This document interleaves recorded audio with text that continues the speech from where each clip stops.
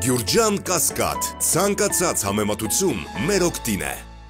Երջանիկ Ռազարյան, Հայաստանի կոմունիստական կուսակցության առաջին քարտուղար։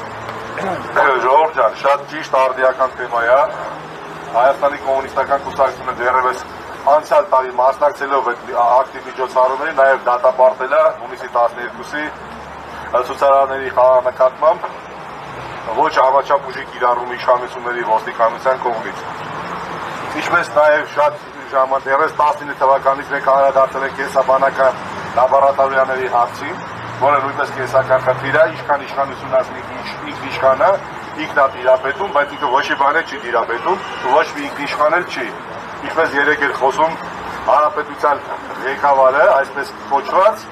որ 7 տարում նա ոչ մի բան չի տվել, չի թողել, չի զիջել։ Իսկ ինչ մնաց, որ զիջի։ Մենակ մնացել է Երևանը փաստորեն։ Ամեն ինչն է զիջել է, սկսած Արցախից եւ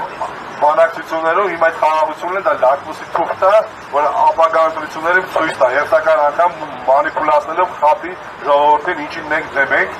եւ մենք մեկ անգամ եւս կողմ լինելով այստեղ կատարող ամեն ինչին, մասնակցելով նրան, մեկ անգամ եւս կոչ ենք անում հայ ժողովրդին, Հայաստանին, Հայաստանի բոլոր քաղաքական ուժերին, նրանք միավորվեն եւ միասին այս իշխանությանը կարողանան տապալել, միասին համախմբված եւ մեկը մյուսին իրար դեմ ընդդիմադիրների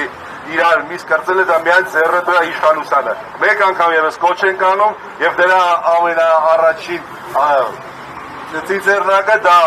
առաջիկա կիրակի օրը, այսինքն հաջորդ կիրակի օրը Գյումրիում հավաքանու արտահերթ ընտրություններն են եւ ոչ կանենք բոլոր դեպքերում, բոլոր հարցուկի դեպքում ընդդիմադիր բոլոր ուժերը դնելով իրենց հակասությունները մի կողմ, սկսենք Գյումրիից, Գյումրիից սկսեց Հայաստանի